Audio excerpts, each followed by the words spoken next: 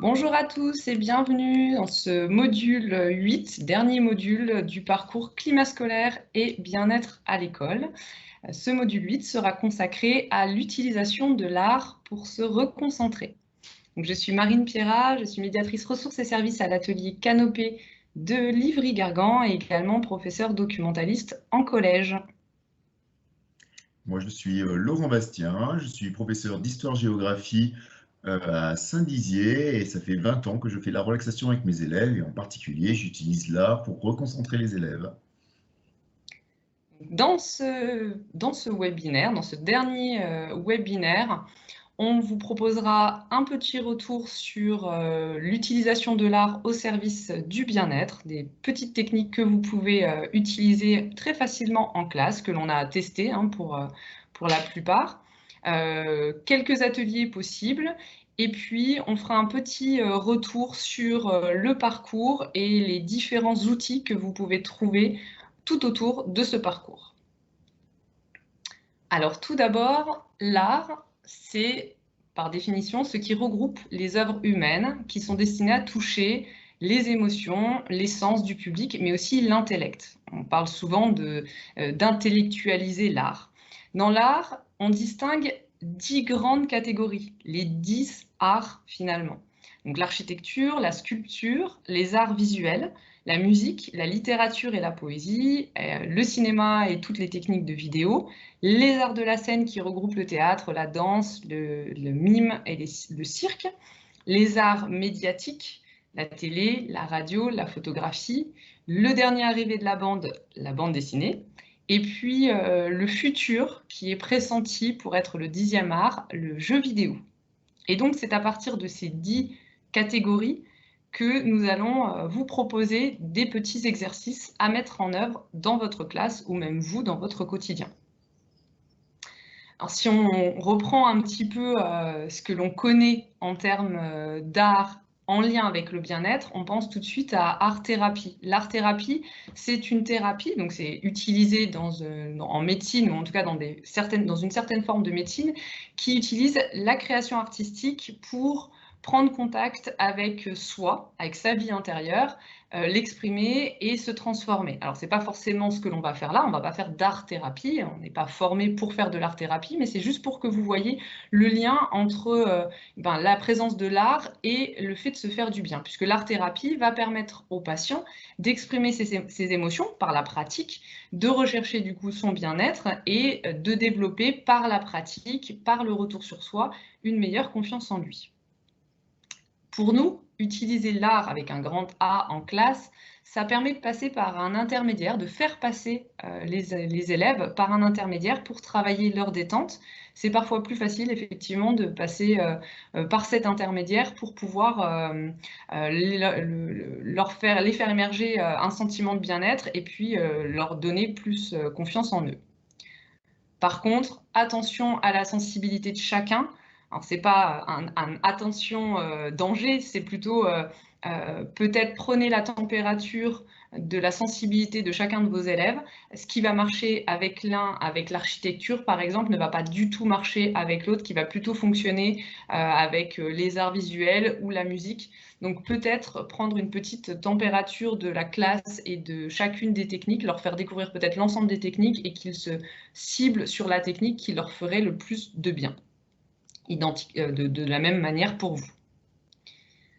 En commençant donc avec l'architecture, on va pouvoir vous proposer un premier exercice qui est d'observer. Alors observer tout simplement les bâtiments autour de soi. Est-ce qu'on lève les yeux parfois sur ce qui nous entoure, sur le monde qui nous entoure? Donc on peut commencer par lever les yeux sur les bâtiments autour de nous. Sur le paysage qui nous entoure, un paysage en particulier, les paysages que l'on traverse, et on peut même faire le lien avec l'architecture d'intérieur, puisqu'elle est importante, hein.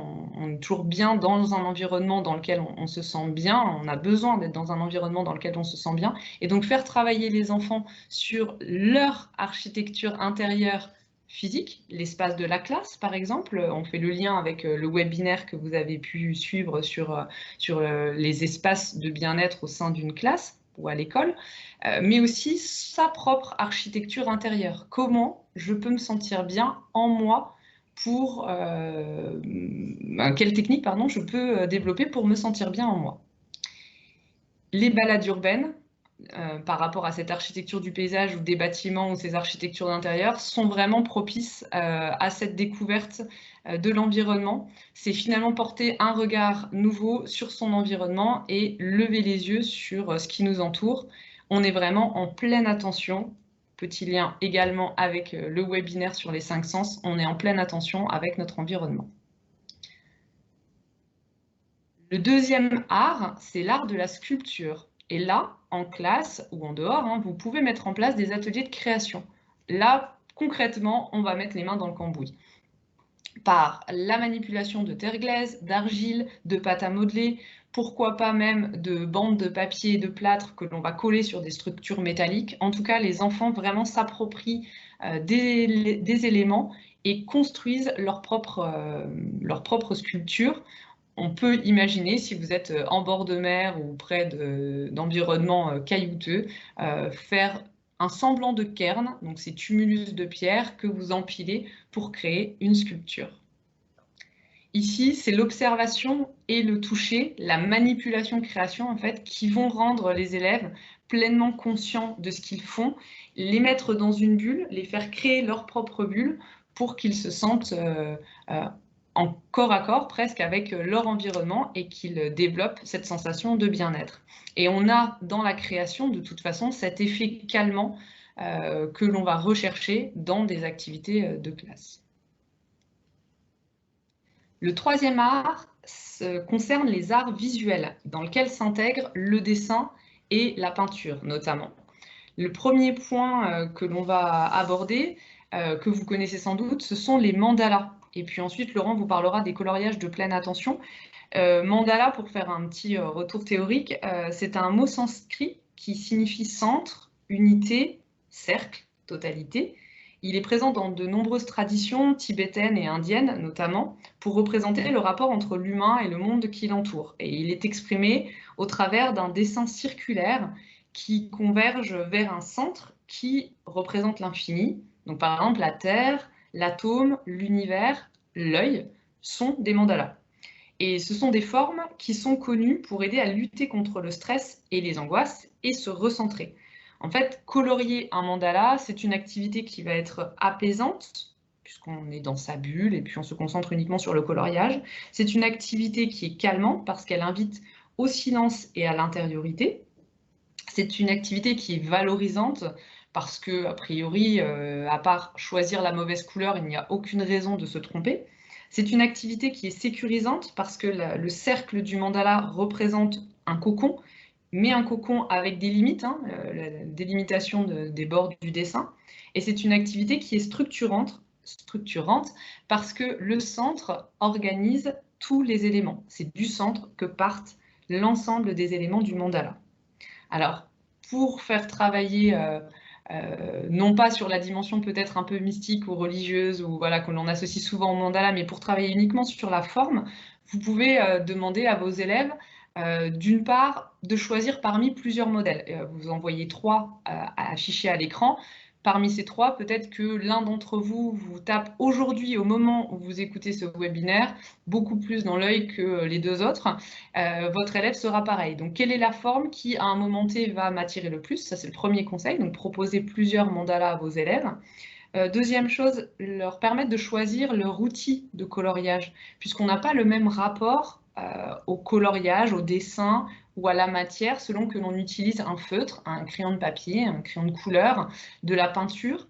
On va avoir une dimension sensorielle qui va être extrêmement importante, qu'elle soit par la respiration d'odeur. Un feutre ne sent pas la même chose que de la peinture, qui ne sent pas la même chose qu'un crayon de papier.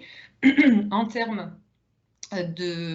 d'audition aussi, on n'a pas la même chose du tout, on n'a pas la même écoute du bruissement du crayon de papier sur la feuille que du feutre, que de la peinture. Et puis même en termes de mouvement du poignet et de rapport finalement à l'outil, un feutre ne va pas se tenir de la même manière et ne va pas offrir la même résistance que de la peinture ou qu'un crayon de couleur. Donc ça aussi, c'est intéressant de travailler cette dimension-là aux élèves. Quelle est la technique qui va permettre à un moment T de m'apaiser? Est-ce que je suis plus à l'aise avec l'une ou l'autre des techniques? Et puis, le dernier point que vous pouvez leur conseiller de faire, c'est de colorier le mandala de l'intérieur vers l'extérieur ou de l'extérieur vers l'intérieur. Tout dépend de leur émotion du moment.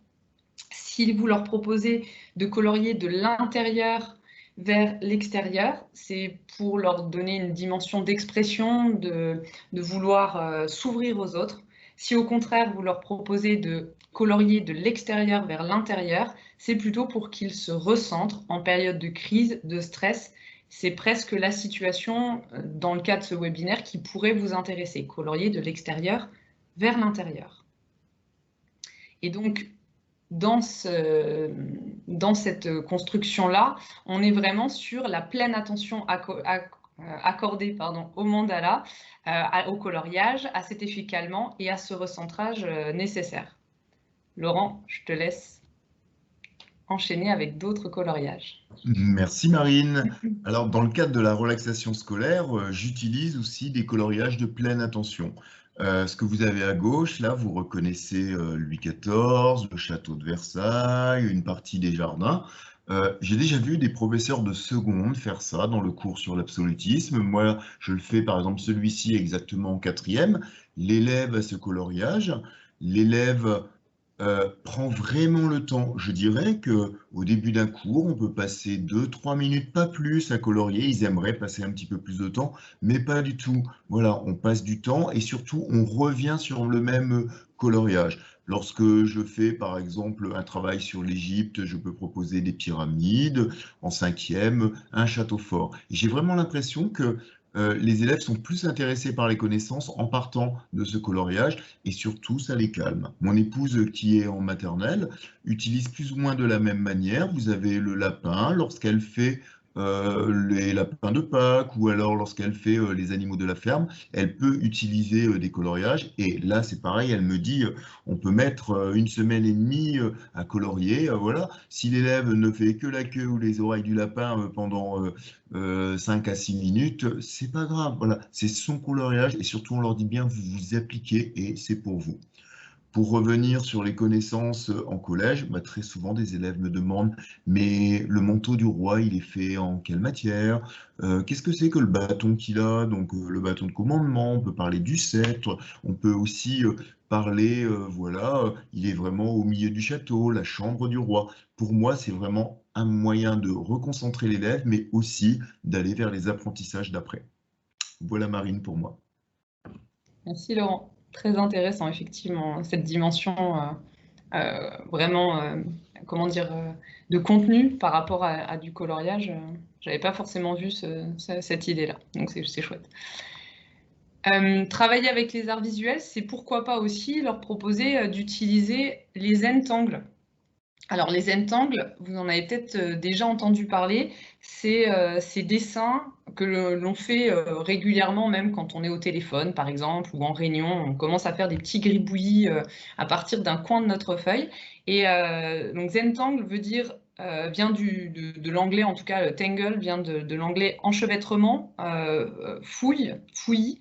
Et c'est une méthode qui a été déposée, le Zentangle, et créée par Rick Roberts et Maria Thomas il y a quelques années. C'est une méthode de relaxation qui consiste à méditer, ou non, hein, vous n'êtes pas obligé de le faire en classe, en dessinant des motifs structurés et répétitifs à la base, hein, dans un carré de 9 cm sur 9 cm. Alors, pas obligé non plus de partir sur cette dimension-là, mais c'est vraiment l'idée de partir d'un angle et de tracer une première ligne de forme et ensuite de compléter l'intérieur de ces formes. Le dessin, il doit être spontané, abstrait. On ne doit pas essayer de prévoir un résultat final dans la méthode originelle. On doit laisser ses pensées complètement vagabonder et de ne pas hésiter, sachant que l'erreur que l'on pourrait émettre peut être le point de départ à un nouveau motif, finalement. Donc ça peut être une technique vraiment intéressante à développer avec les élèves ou leur permettre de gribouiller sur leur feuille. Et ça fait appelle sans doute à ce que, dans votre esprit, à ce que faisait Jean Dubuffet au début du XXe siècle, avec notamment hein, une de ses œuvres, L'Arbre, qui rappelle le Zentangle.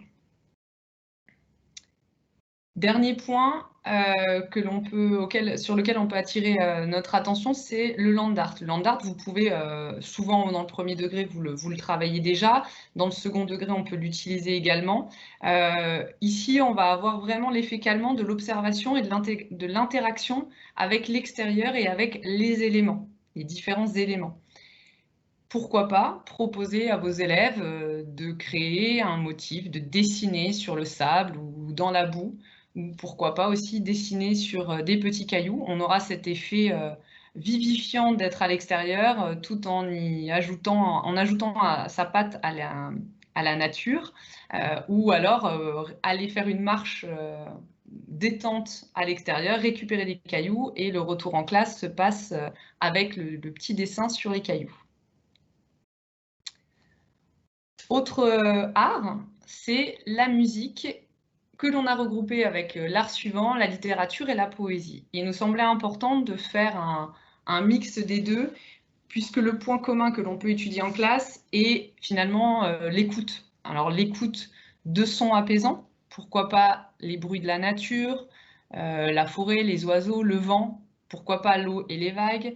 J'attire néanmoins votre attention sur le fait que l'eau et les bruits d'eau peuvent être extrêmement traumatisants pour certains élèves, contrairement à d'autres bruits comme la forêt, les oiseaux, le vent.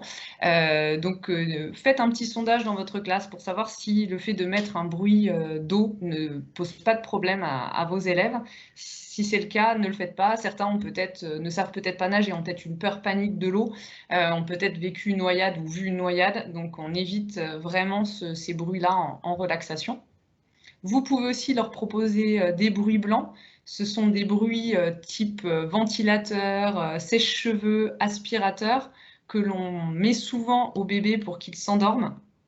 Et ces bruits blancs sont à la fois réguliers et très irréguliers, puisque dans un bruit d'aspirateur, on entend l'irrégularité du son, mais sont répétitifs et donc permettent à l'enfant ou à l'adulte, hein, en tout cas, de se focaliser sur ce bruit-là et pas sur le reste des bruits environnants et surtout pas sur ces idées négatives.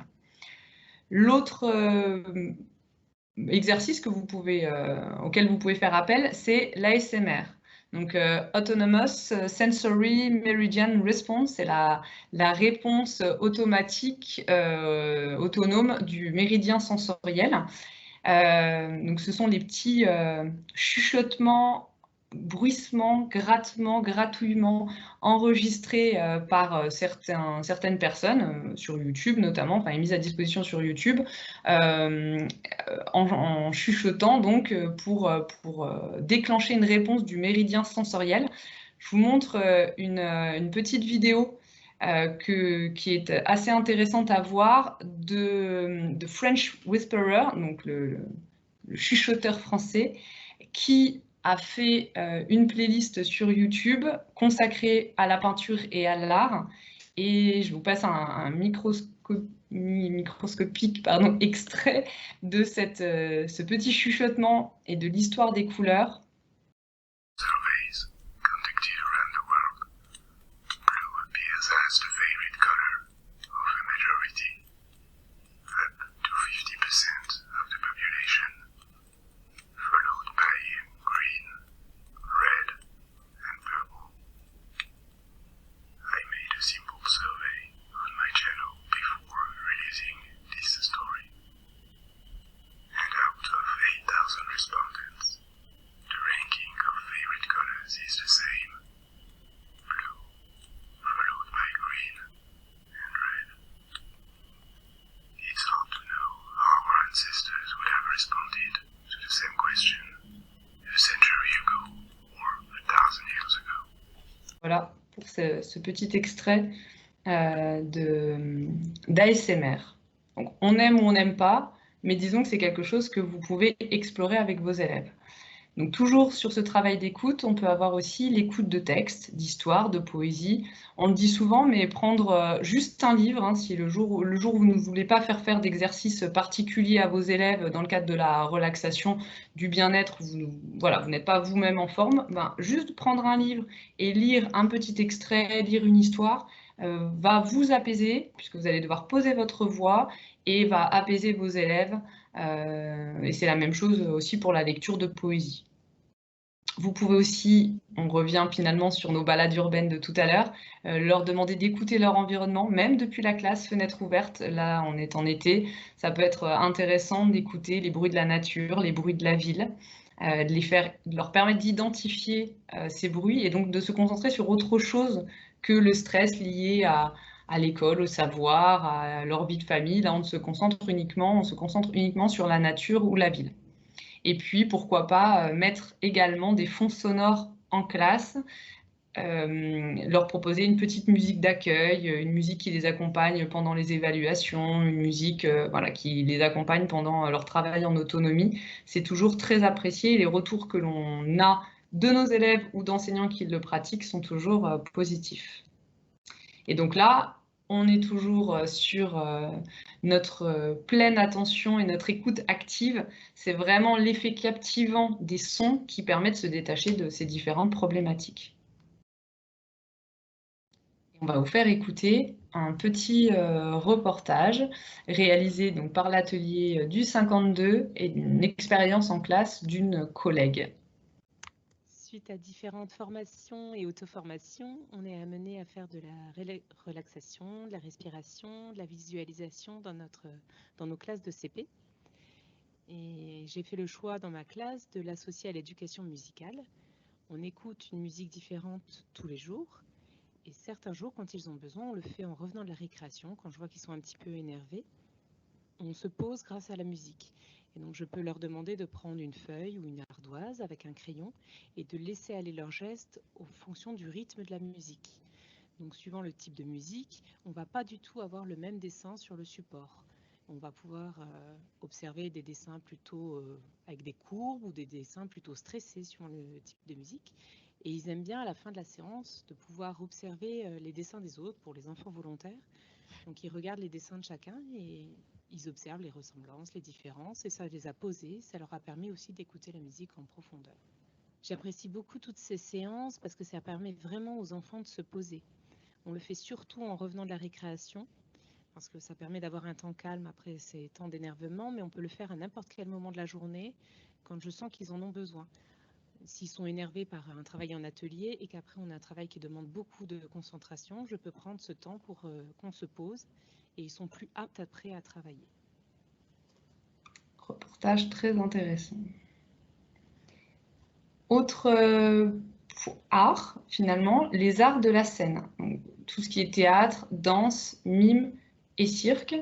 Donc ici, on va être plutôt sur la pratique de mouvements apaisants du corps, soit à regarder, soit à pratiquer, d'autant plus qu'il est possible de jouer vraiment sur une variante temporelle, faire des mouvements plus rapides, plus lents, plus langoureux, etc., plus énergiques. Donc voilà, il y a vraiment la possibilité de prendre pleinement conscience finalement de son corps à chaque fois.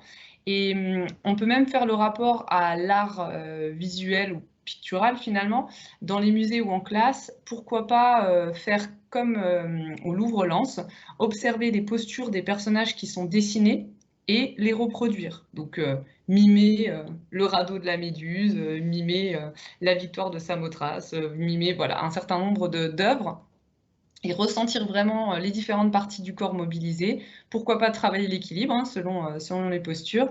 Ça peut être un travail qui peut être vraiment intéressant à travailler en classe. Alors là, c'est évidemment, ça demande des séances un tout petit peu plus longues, mais qui permettent de faire le lien entre art et bien-être. Et on est toujours sur cette pleine attention portée à notre corps. 9e art, le cinéma et les techniques de vidéo. Tout simplement en mettant en fond de salle une vidéo, par exemple, alors soit une sorte de vraiment fond de salle, soit une vidéo à un moment T pour apaiser les élèves, c'est vous qui le décider. Ça peut être aussi une suite d'images apaisantes, type diaporama un petit peu. Et je vous montre une vidéo d'une chaîne sur YouTube qui s'appelle Meditative Mind. Et une vidéo en particulier, je vais vous montrer très rapidement, que vous pouvez mettre en fond sur le tableau blanc, par exemple. Voilà, c'est une petite vidéo qui bouge avec des petites sonorités relaxantes, apaisantes, que vous pouvez vraiment placer comme toile de fond de votre classe.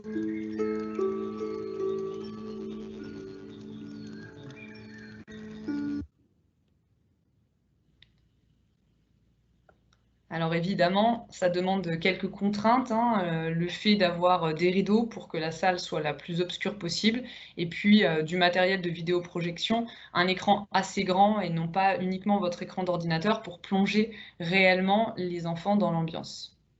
Je rajouterais, Marine, que par exemple, avec mes élèves, très souvent, je les accueille en mettant déjà une vidéo. Donc, ils rentrent dans la classe et c'est incroyable comme les yeux sont attirés par cet écran.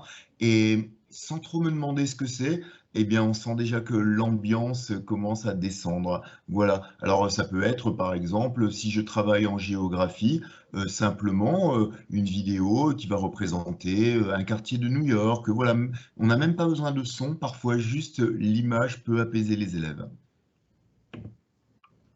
Ah, super. L'autre point, c'était de travailler avec les arts médiatiques, la radio, la télé, la photo.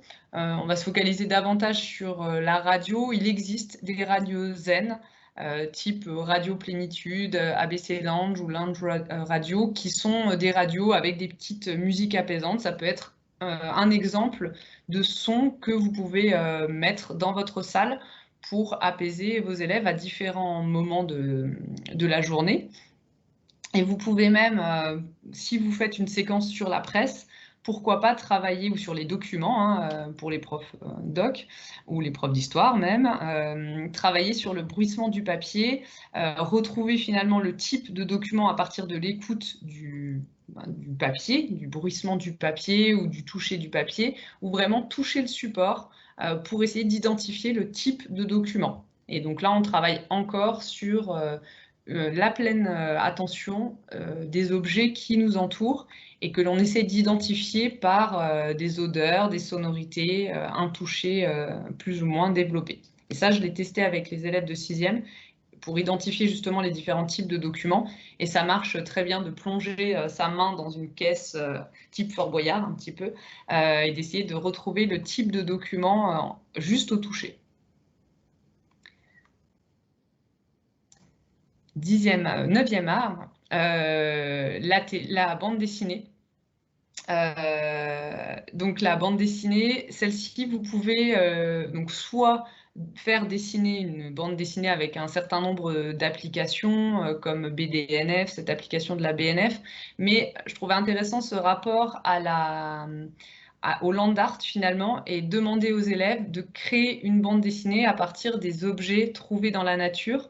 Ici, vous voyez que les cases de la bande dessinée sont représentées par des bouts de bois et que l'intérieur du cadre, donc les petits personnages ou les éléments qui vont évoluer au fil des cases, sont issus des différents éléments de la nature récupérés par les enfants. Donc par exemple, la pousse ou la plante d'une fleur. Et dernier point, le jeu vidéo qui n'est pas encore intégré à la grande catégorie de l'art, mais qui est en passe de le devenir. Donc les jeux vidéo. Les musiques de jeux vidéo, elles favoriseraient la concentration. En effet, elles ont été conçues pour immerger le joueur dans un jeu. Elles sont souvent instrumentales, donc il n'y a pas de voix, ce qui permet vraiment à l'élève, à la personne qui joue, d'être immergé dans le monde vers lequel on l'a guidé. Et le tempo est plutôt modéré, ce qui permet de ne pas endormir, mais en même temps de ne pas exciter. Alors, il y a différentes playlists qui sont disponibles sur YouTube également. Il y a une playlist une playlist réalisée par cette youtubeuse, enfin en tout cas ce nom Extending Game Soundtrack, où elle propose différents types de musique de jeux vidéo. Voilà. Vous pouvez aussi avoir le thème principal de Mario Kart, qui peut être intéressant aussi à faire écouter, vos élèves le connaissent sans doute. Alors là, c'est quand on a quand même envie de les motiver, hein. Et puis le jeu Reus aussi, dont vous pouvez retrouver la totalité de la playlist sur YouTube.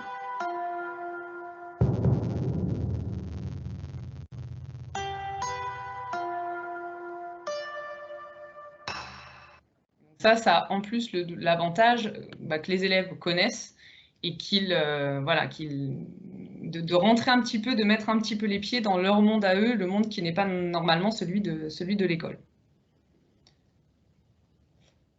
On a fini sur les exercices possibles avec les différentes formes d'art qui existent du coup dans le monde par rapport à la catégorie internationale. Et je laisse Laurent vous faire cet exercice pratique qui vous plongera dans le monde de l'histoire de l'art. Merci Marine.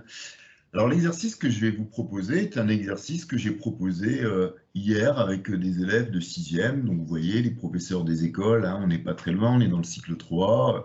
Voilà, je vais vous proposer un exercice. Je vous propose de poser vos 2 pieds bien à plat par terre, ne pas croiser les jambes, de poser vos mains sur vos genoux et de fermer les yeux. Voilà, nous sommes arrivés dans notre cours d'histoire. Derrière vos yeux fermés, essayez de revoir quand vous êtes rentré dans cette salle, quand vous avez sorti vos affaires et que vous êtes assis. Je vais vous proposer de commencer à respirer. Vous inspirez par les 2 narines et vous soufflez par la bouche entrouverte comme si vous aviez une paille. On le refait toujours 3 fois. On inspire, je vous guide sur 4 secondes. 1, 2, 3, 4, on souffle. 1, 2, 3, 4. On inspire. 1, 2, 3, 4, on souffle. 1, 2, 3, 4. Dans votre rêve, vous êtes dans un désert chaud, le désert du Sahara. C'est l'été, vous êtes parti en vacances, plus de stress, plus de confinement, plus d'enseignants qui réclament des devoirs, plus de pression des parents.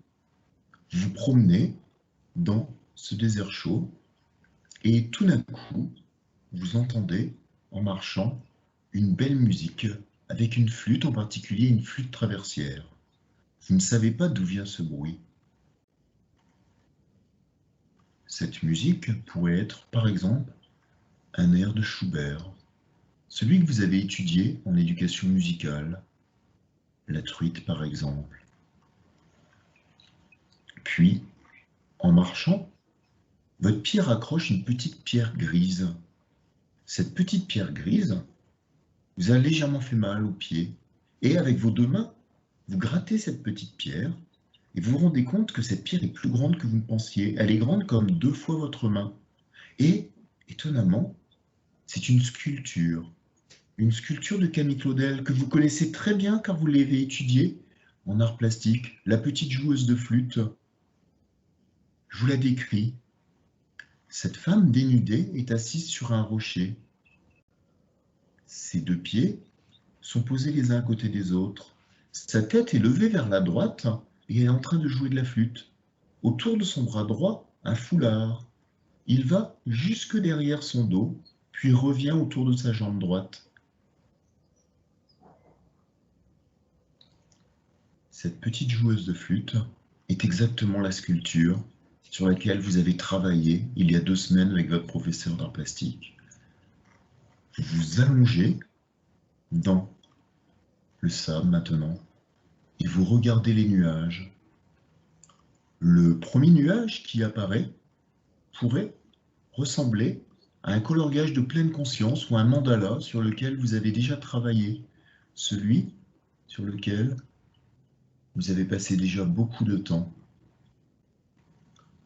Le deuxième nuage pourrait ressembler à un tableau de Picasso, celui que vous avez aussi étudié en art plastique, peut-être les Demoiselles d'Avignon, Guernica, celui qui vous a le plus marqué. Le troisième nuage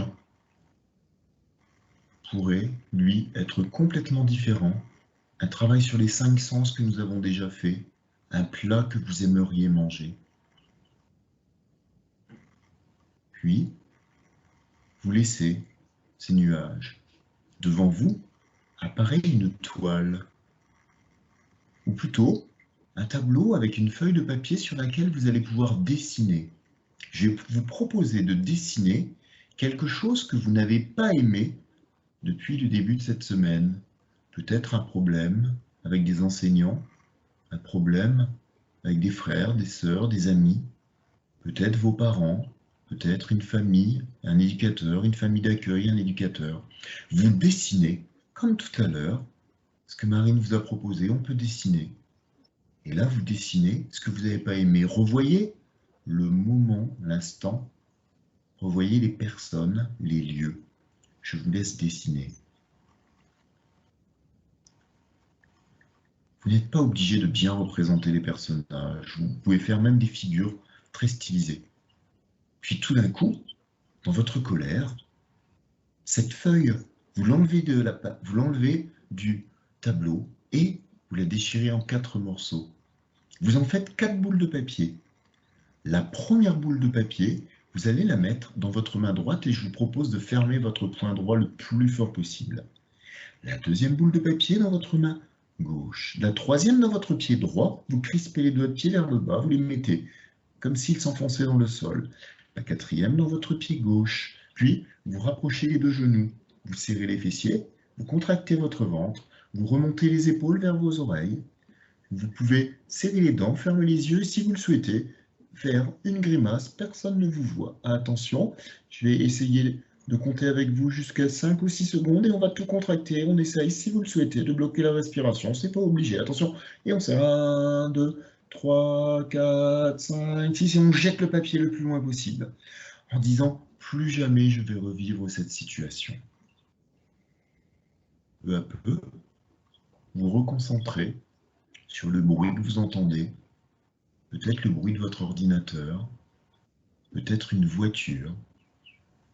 Vous pouvez commencer à bouger votre tête, bouger vos doigts, bouger vos mains, et là, vous allez ouvrir les yeux et découvrir la sculpture de Camille Claudel que je vous ai décrite.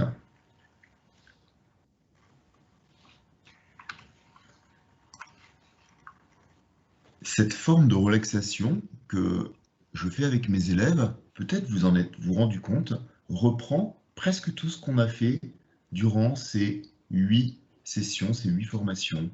Un travail sur la respiration, un travail sur la visualisation, un travail sur l'écoute, un travail sur les sens avec le dessert que vous avez visualisé, un travail aussi d'extériorisation, un petit peu des tensions.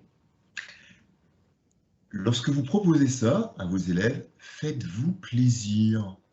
Par exemple, moi j'aime beaucoup Camille Claudel et ça m'a permis donc d'avoir, voilà, je l'ai devant moi, la sculpture de Camille Claudel que je peux montrer aux élèves. Alors en ce moment, avec des conditions sanitaires, on ne peut pas toucher, mais alors je vous promets que les élèves aiment beaucoup toucher. Lorsque j'interviens en maternelle, j'ai déjà travaillé la séance avec les professeurs des écoles, on peut travailler sur le chaud, le froid, le lisse, le rugueux. C'est l'occasion aussi de faire du vocabulaire, je vous l'ai déjà dit, moi je fais de la relaxation scolaire pour avancer dans les apprentissages. Alors ici, vous pourriez me dire, mais où est-ce que moi je pourrais avoir des sculptures si j'aime la sculpture? Alors dans notre région, en Champagne-Ardenne, donc une partie du Grand Est, nous avons de la chance, nous avons eu une artothèque avec plein de sculptures. Peut-être que dans vos propres canopées, vous pouvez avoir aussi des artothèques, ou vous pouvez emprunter, parfois même, j'ai entendu que dans certains canopées, on peut même emprunter des tableaux en lien avec le FRAC, peut-être aussi des reproductions. Ici, voilà, je vous présente artothèque de sculpture, mais voilà, n'hésitez pas à fouiller un petit peu dans toutes les ressources canopées. Parfois, on peut être vraiment étonné. Un petit peu sous forme de bilan, là, la relaxation que je vous ai faite a repris tout ce qu'on a vu, mais j'ai souhaité vous remettre une diapositive qu'on a vue il y a déjà quelques webinaires. Le coin relaxation que vous allez installer au fond de votre classe et un coin qui reprend un petit peu tout ce que nous avons vu.